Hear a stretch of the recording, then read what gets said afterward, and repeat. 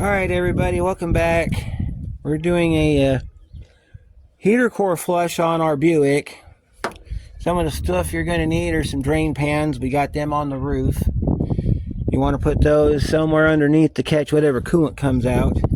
You're going to need one of these things for your hose. We're going to use the garden hose. If you can find one that's got the little lever on it, so that you can just put this in the heater hose and then flip the lever up, that would be the best. This one is just your twist style, see, so we're going to get this thing pretty much jammed in there, and then we're going to turn the garden hose on and we're just going to let it go. So, and then of course you're going to need whatever tools are required to get your hose off the engine side. We're not taking it off the heater core side, we're taking it off the engine side. So let me show you what we're doing down here. You can see it. Okay, hang on a minute. We got some collapsibles happening here. All right, so if you look down there, and of course I can't zoom this in for nothing. Anyway, right down here are your heater hoses. You got your upper and your lower hose. Now, you need to know what direction the lines go, but you're unhooking both of them from the engine. That's why you need the drain pans. You're going to put the drain pans directly underneath. We're going to pull those hoses off the engine side, and we're going to just isolate the heater core from the rest of the engine. Why are we doing this? Well, because I don't have any heat. The lines get hot, and they get hot going into the car. They don't cool down, if that makes any sense. Let me explain. Alright, back in the fall, I went and did a cooling system check on this car, because I was only getting 59 degrees worth of temperature out of the vents. I put a heat gun on this line here, and this line showed 94 degrees, and then it was 125, so it was warming up with the water pump, because this line comes right off the water pump. It's not part of the pump, but water pump feeds it. Bottom line should be about 10 degrees cooler, and it was 30 degrees cooler. Okay, so this hose down here wasn't warming up. The upper hose was. I got in the car, dropped the glove box door to access the heater core, and the heater core wasn't getting any warmer than the outside of the car was. So I figured that because I've already pulled out a bunch of garbage out of this cooling system, that the heater core's probably got some garbage still in it. So what we're doing today is we're going to unhook those two lines. We're going to hook our garden hose up to both sides. We're going to do a forward and reverse flush. Then we're going to hook it all back up, top off our coolant, start the car up. See if we have heat, finally. So let's get started. We need to get those lines off. Those require a pair of pliers, and I need to get you guys in a good spot where you can see. Sometimes this car is easy to film on, sometimes it's not. It just all depends on what we're doing. So. Alright, so we're down on these lines right here. You can see them a little bit. Let me see if I can straighten the camera up a little bit better so you can... There we go. So it's not all crooked. Alright, so let's get our drain pan under there. We're going to slide one right under here. Let's see. We can go behind the tire. I think that's a good spot right there. Yep, directly under where we got to be. Alright, and then looks like a pair of pliers. I might want to probably go get my, yeah, we'll see in a minute. Grab the good old channel locks here. Now if you want to, you can take the cap off the radiator, which is what I'm going to do. We can do two things with that. We can monitor our coolant level, and we can make sure that we don't lose a lot of coolant, because these systems build vacuum. When they build vacuum, they drain everything. See if I can get that bottom radiator hose there.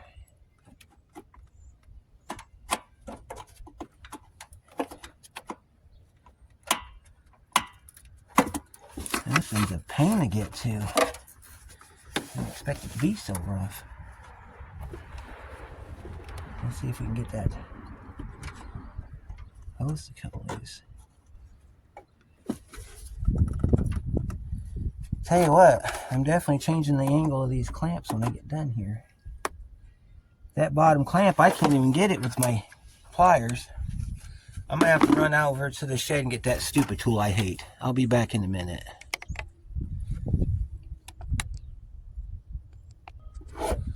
Alright, went and got that stupid tool I hate. So, we'll take this thing and we'll latch it onto the bottom there, because you can see it. At least I can see it. And we just gotta clamp onto it like that, and then we gotta crimp it. Make sure this... I don't think I'd hate this tool if it was just better constructed. I honestly don't think I would. I think I would actually enjoy the tool if it was better built. This one is not, because as you can see, or you can't see, I still got quite a ways to go on this clamp before I can move it. There we go. That wants to move. Yeah, we're definitely changing the location of that clamp to where I can get on with a pair of pliers.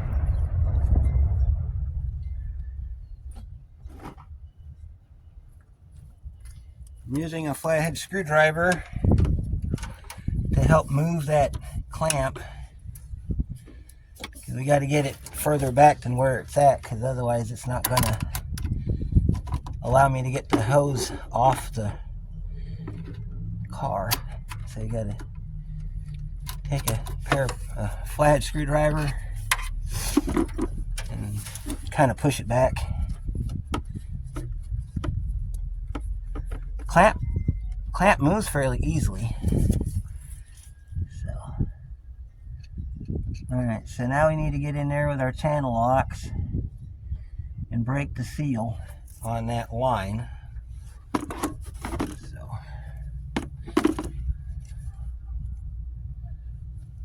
take your channel locks. If we can break the seal on the line, then we can get the line off the car and we can continue on.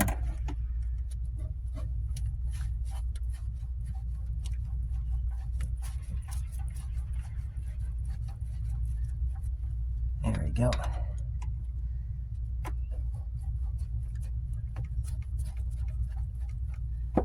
Now I need to go get my long screwdriver so I can reach down in there and we can slide that line off, because it's going to come right off nice and easily. So let me be right back. Alright, got my big red screwdriver right here. We're going to see if we can get this hose off.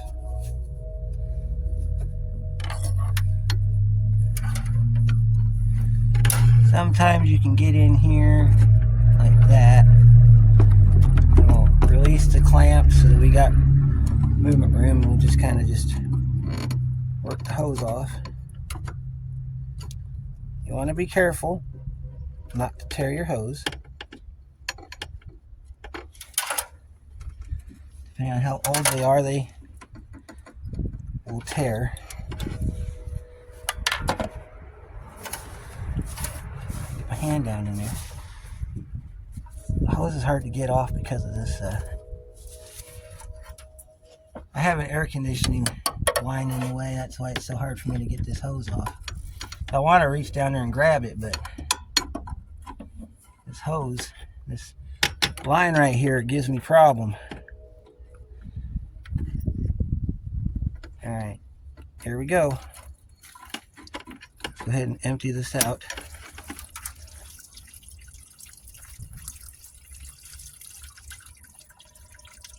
Alright. Heater line number 1 is released. Now we're draining down into our tank down there. Now we can get this upper line off, which is easier to get to. That one's a little easier to get to.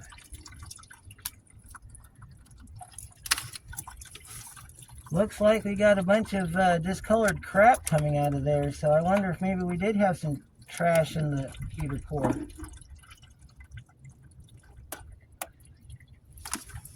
I wish I was back in YouTube back in the day when I got this car.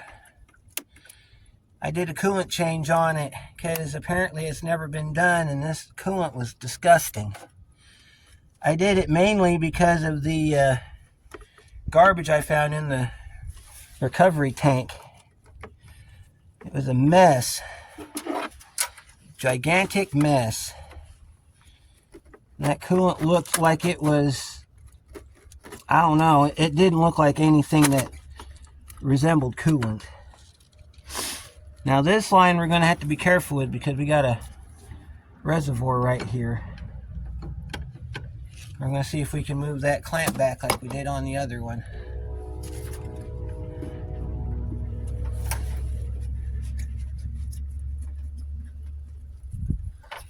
See if we can move this clamp back. Alright, and then we can get in there with our pliers here. We can get on that line like this. And we just kind of move it like that a little bit. Sometimes you'll see it move, sometimes you won't. And we take our screwdriver, and I'm wedging up against the pulley, not the pump, not the reservoir. I'm going against the pulley. And I'm just going to push this line off just like that. And see, we got coolant coming out of both ends. That tells me we got a blockage somewhere because coolant should only come out of the upper hose if there's anything in the upper hose. If there's nothing in the upper hose, there should be no reason for coolant to come out of it. Especially because we unhooked the lower hose first. So, now that we got that done, we can now get ready to flush the system. So I'm going to do it like I said. We're going to go for the upper hose first, and we're going to run it through. We're going to see if we can get any crap out of it. Then we're going to flip over, and we're going to do the lower hose and see if we can back flush it, and see if we can get any coolant coming out of the upper line. So let's see, we're going to have to put this in there. So what I'm going to do is I'm going to turn on the hose, and then we're going to put the line in the hose down here. I'm going to do my best to get it to where you can see what I'm doing. Yeah, maybe I can do that by doing it like this.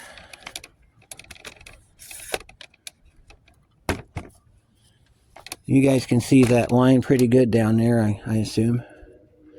We're working on this line down here. We're going to flush this system out in a moment. I got to run and do an errand real quick, and I'll be right back. All right, I'm going to try to zoom in a little bit here so you can see what we're doing here. There we go. That's more like it. You can see where we're at now. We're on that line right down there. That one right there. So because this doesn't fit all the way in like it's supposed to, I'm going to turn the water on, and then we're going to put the end of the hose in, or end of the nozzle into the hose, and we're going to turn it on. We're going to run it until we get clear. And then I'm going to turn the nozzle off. We're going to put it on the lower hose, and we're going to do the same thing. That's going to ensure that we have all the garbage out. Now they make another way of doing this where you use air pressure. And Eric over at South Main Auto does it that way. I don't have an air compressor nearby, and I don't have that nice little apparatus he has. So we're going to do it this way. So let me go get the hose turned on. I'll be right back. Alright, now we're ready to do some stuff. Now I'm not sure if you'll be able to see anything, but I'll give you the play-by-play as we do this. We put our hose in the end here. And then we got to turn our hose on.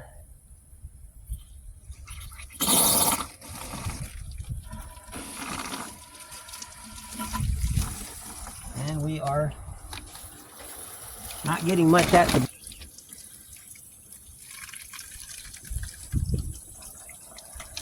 Yeah, we're not getting anything out the bottom. Oh, there we go. Now we're starting to get stuff out the bottom. It's drizzling. So we definitely have a blockage in our line. Alright, let me turn the line back off here without getting splattered with water.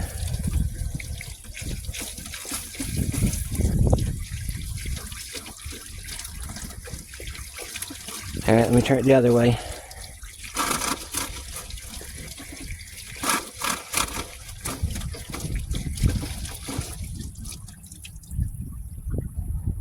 Well,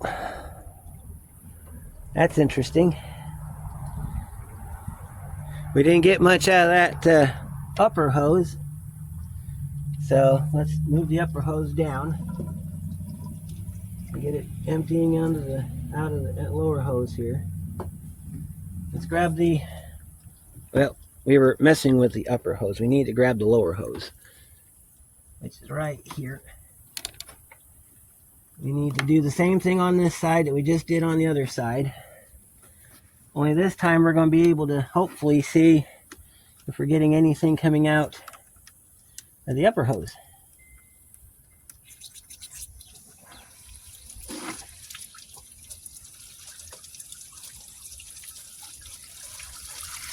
Yeah, we're getting stuff coming out of the line. Oh my Lord. It's filthy. Apparently this thing's been, yeah, there we go. Now we're getting some action. All right. Turn this line off. We'll pull our hose back and turn off our heater or turn off our garden hose. We'll let that drain down too. I'm going to get all the water out of the heater core. I'll tell you about that in a minute. If you do it this way, make sure you got like a towel or something nearby to where you can dry your hands off. I'm going to let this drain out real quick. I'll be right back. We'll hook the hoses back up. Alright, now we're going to put our hoses back on. The convenient part about this is they line up where they come off. The only downside is getting them back on, because we're going to have to use our clamp tool. Maybe. I don't think so. I think I can probably use my channel locks now and grab that clamp and flip it upward to where I won't need to use that tool anymore.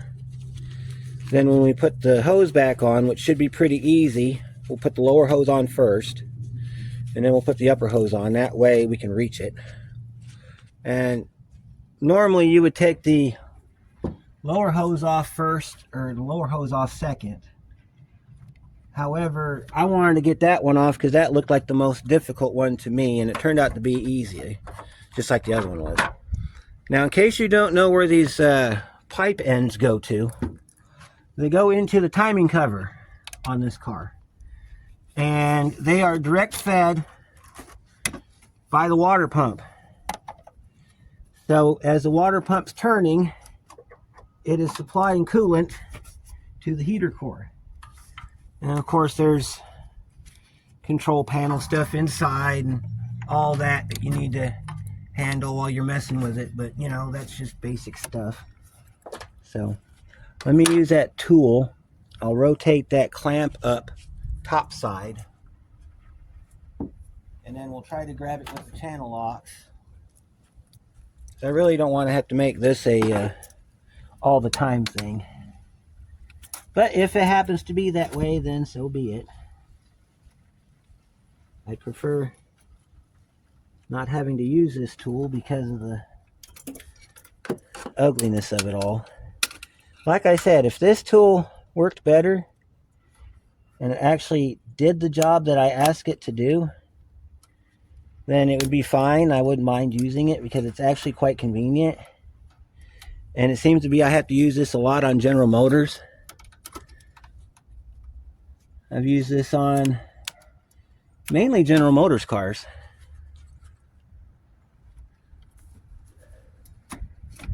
Let me clamp down on that a little bit better. So you got to grab it from underneath, and then you got to hold it on the bottom while you bring it on the top, and then you can rotate it. And the problem is this thing doesn't latch on the latch I need it to latch on to allow it to rotate so that I can grab it with my channel locks. See, now if we got it that way, we can release it, and then I can grab it with my channel locks. See, I'll show you that part. See, now I can get it with my channel locks, and I can slide that clamp anywhere I want. See, it's easier to do it this way than it is to do it the other way, provided I don't knock my camera everywhere. I'll even go as far as to rotate it to where I can get to it on this side. Just as long as I can get to it. If the day comes I need to change this hose out, I can get to the clamp easier. And see, this thing, kind of wish I could just climb from the front of the engine down, but I have a hood in the way. See, you want to hook the bottom of the hose to the barb. And you can only go as far as that clamp will let you. So now you have to hook the clamp, and this is where I'm talking about rotating it towards the exhaust. Shove the pipe back on. See that? Pipe's back on. Push our clamp forward.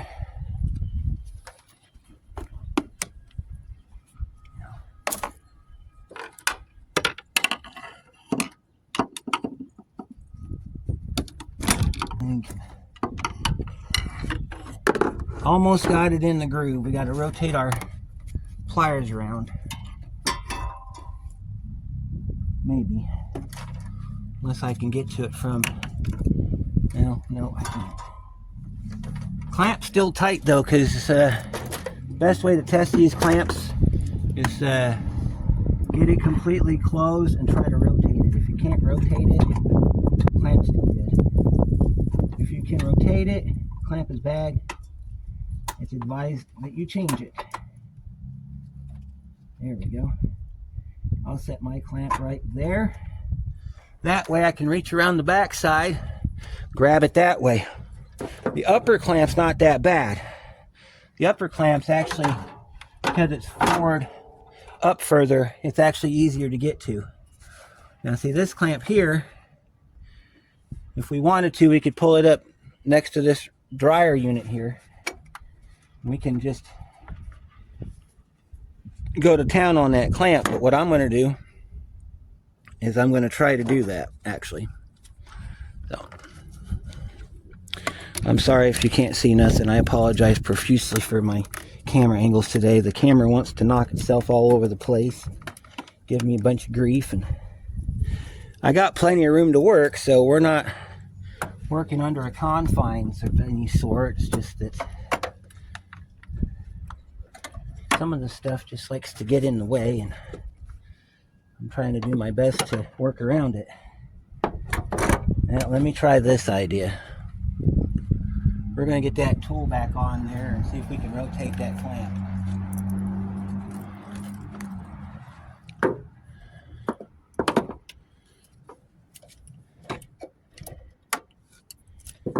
Let's see if we can pull our hose up here.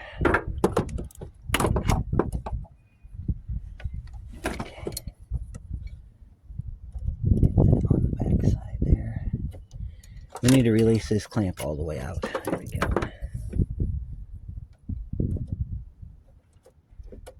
And then we gotta hook it on the back. And we can push it down on top of the rest of it there. There we go. See if we can collapse this thing a little bit to where we can rotate it. I just got to rotate it up. Got to rotate it up so I can get to it with my channel locks, because I prefer to use my channel locks on this stuff whenever possible. Sometimes, depending on how stubborn the clamp is, I'll even use a pair of vice grips on it, and you've seen me do that many times in videos. They tend not to go anywhere if you put a pair of vice grips on it.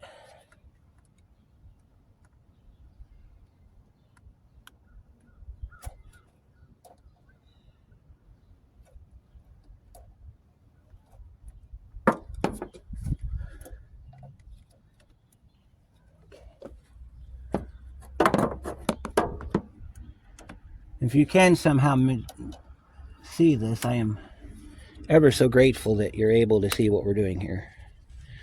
But in case you can't, I'm clamping my hose clamp and I'm turning it where it's facing up so I can grab it with my channel locks or my vice grips. I think this job I'm going to grab my vice grips. That way we can just slide it down and unhook it.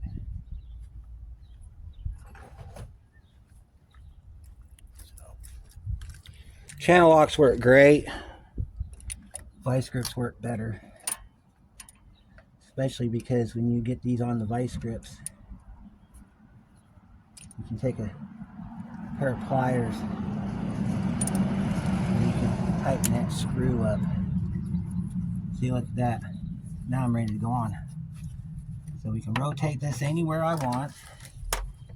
Right now I just want to get it down onto the barb. Bottom of the hose goes on first.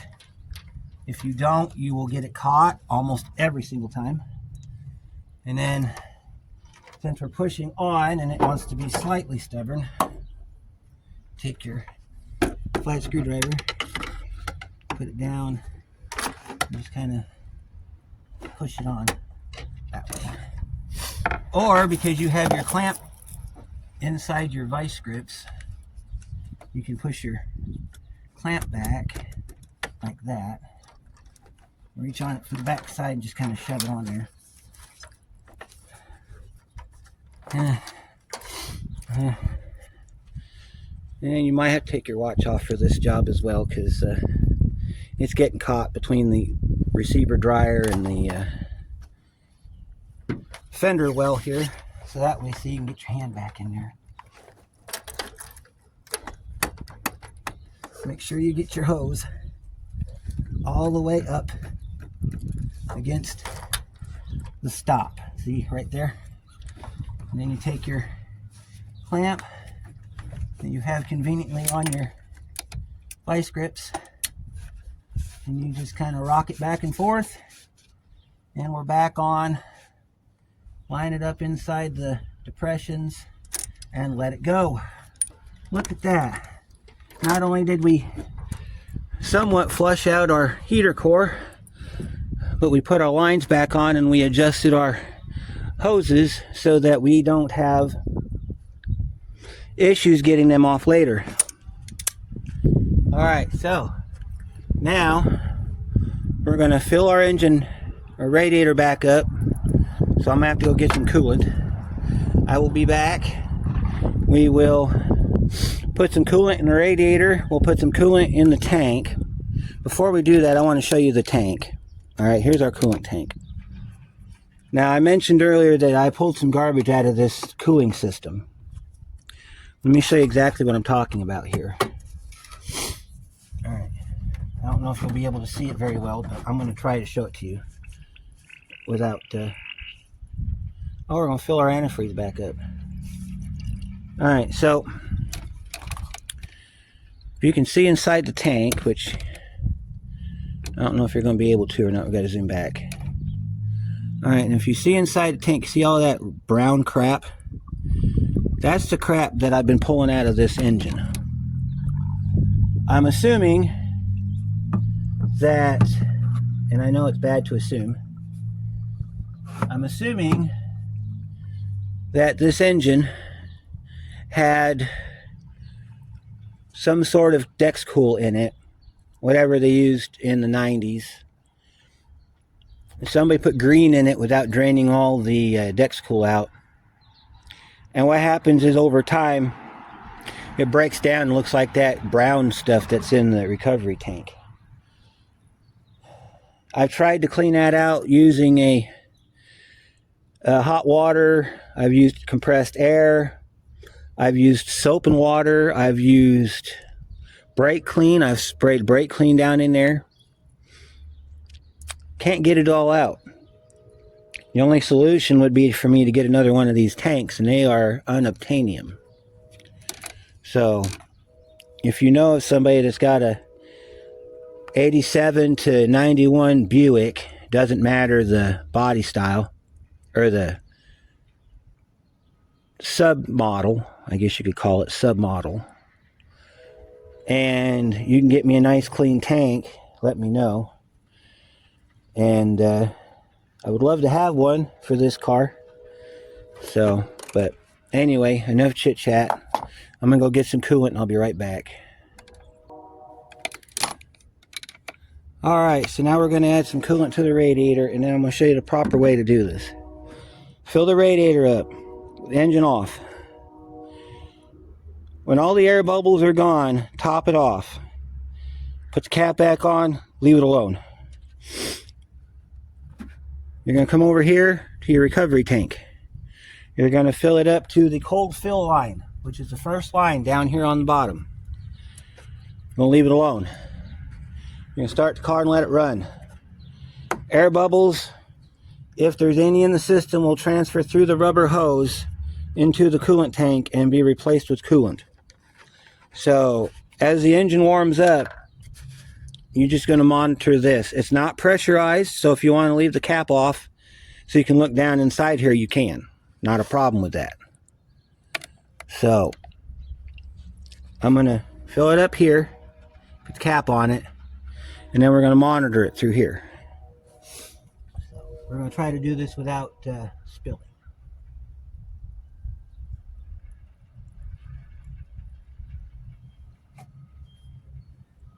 And give it a minute for it to get any air bubbles out of it. Looks like we're going to be okay, so I'm going to go ahead and cap it.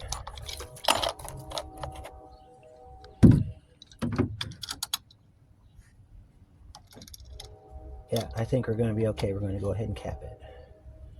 Alright, and then we're going to go ahead and fill this up to the cold fill line, which is going to be hard to see because of all the trash in here, but I got a good idea of where I need to put this. Right. Yeah, it's a little bit above, but I think it'll be fine.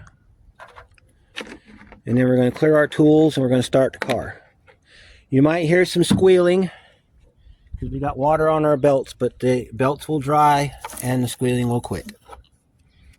If it gets to be too bad, I'll bring you back after the squealing quits. So, we'll set our tools up here on top of the car. Probably not the ideal place to put them. We're going to take our thermometer right here. I'm going to show you how we're going to do this. We're going to get in the car. We're going to get in the passenger side here. Alright, so we're going to take our we're going to put this in the vent, like if we were doing air conditioning service.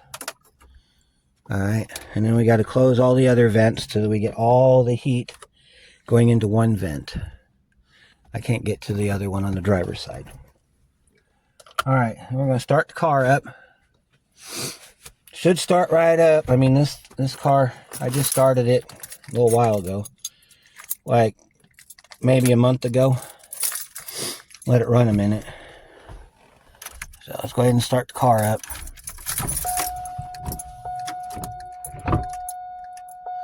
Alright, we're going to start the car.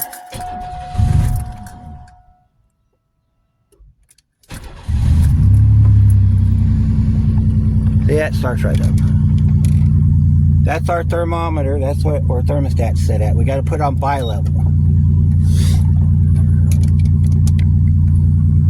And then what we're going to do, because the car is cold, let's just let it run. Our thermostat is sitting at about 61 degrees in the car. We're just going to let it run. While we're doing that, we're going to go outside and we're going to use our thermal gun, and we're going to do two things. We're going to check for leaks, make sure that we're not leaking everywhere, because now that we got the car running, the water pump running. Nope, don't see no leaks. I can smell some antifreeze though, but that's just because we spilled in some spots. We'll take our thermal gun. Alright, so we're going to put on that hose right there. That hose should be about 50 degrees since it's 50 degrees outside. Alright, then we're going to put on this lower hose down here. That's about 53. Alright, then we're going to take it over there. We're going to hit it on that upper hose right there. And it's not quite there yet. We'll put it on the lower hose, which is way down there. That's our lower hose right there. Actually, that's not our lower hose. That's our lower hose right there. Now we're starting to warm up.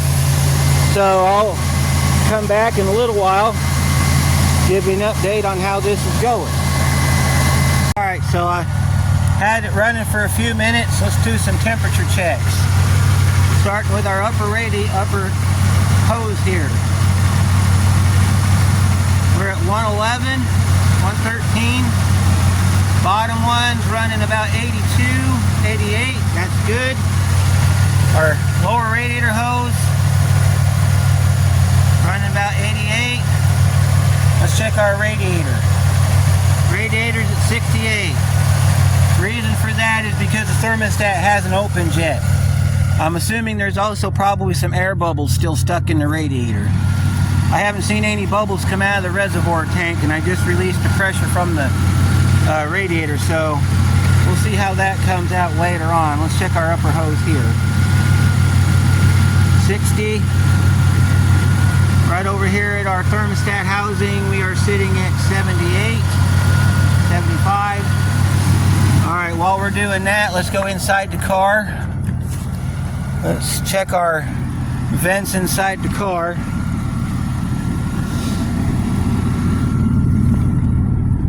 Oh wow, the car's actually warm for the first time in I don't even know how many years. Alright, so our little thermometer is showing 84, almost 90 degrees. Let's see what our heat gun shows here. 85, 86 degrees coming out of the vent. It's never done that before. Alright, and then we go down low, we can do bi-level. Bi-level shows 69, 70 at the bottom.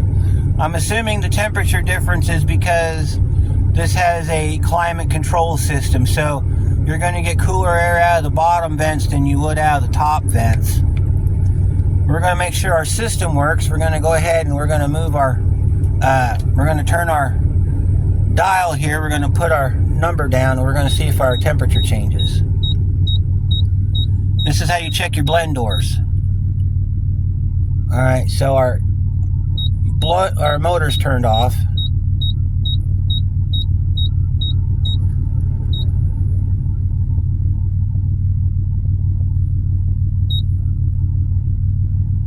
We gotta wait for it to kick on. Alright, so let's see how cold it gets. We're on 60, so it should get down to at least outside temperature.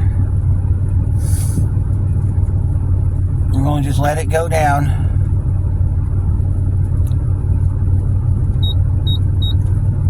Supposedly if you push that button a few times it'll make the fan blow faster, but I don't think it has anything to do with that. Let's check our bottom vents. Our bottom vent should be closer to outside temperature. Now we got 65 on the bottom vents.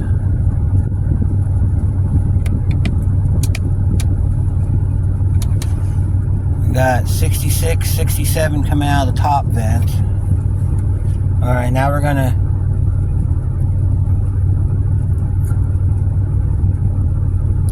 let it get down to 60, then we're gonna use our buttons and we're gonna push the buttons back to max, make sure our blend door is working properly.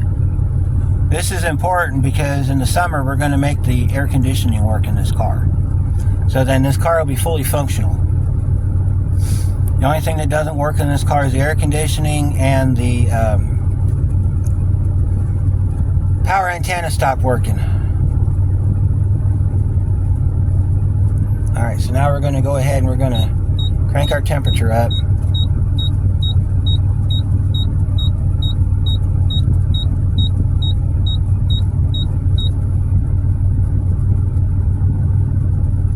Now we're going to see if that needle starts going up.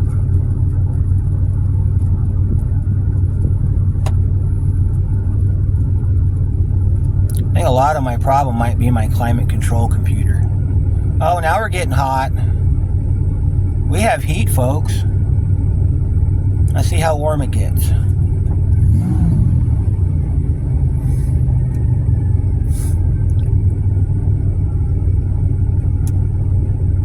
We have heat for the first time in I don't even know how many years, guys. All we had to do is run the garden hose through the heater core. Let's check our little dial gauge here. Our little dial gauge showing about 84 degrees. So we know our blend doors work. Our heater core's got some life left in it, so that's a good sign. Look at that, folks. We have heat. We have heat. Alright, so while it's warming up in here, we're going to turn it down low. You get your best readings at low temperature. You get your best heat at low temperature, you'll get your best cold at low temperature. Because the system can just build it up. So we haven't hit max threshold yet because our cooling fan's not kicked on. Let's check our heater hose. Our heater hose is about 110. Yeah, she's warm. Best way to tell is just to grab a hold of it. She's warm. Our heater hoses are warm because it's generating heat in the car. And we're probably at operating temperature. So. Look at that. Yes, sir. Check look, our radiator's getting hot. Yes, sir. Our thermostat's probably getting ready to open. Here in a minute, at about 170, that cooling fan's going to kick on at 170. Our heater hose is at 121. Our lower hose is at 113.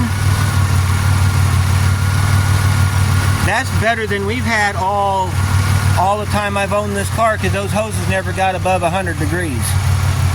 So what we did here, just by cleaning out the crap out of that heater core, we got heat now. Looks like we got some garbage in there, so we're going to have to shut the car off. And I'm going to have to get the garbage out of that tank. But this is how you get your heater back in your Buick. This works on all cars. If you can get to the heater lines, take it off the engine side, run a garden hose through it, you'll be good to go. We're going to do this again on the Focus, because the Focus has got heating problems as well. So the next one we do is going to be on the Focus. Now the Focus is set up a little differently. The lines are a little harder to get to, but we can do it. So I'm going to go ahead and end this up here. I'll give you updates because I'm going to start driving the car again.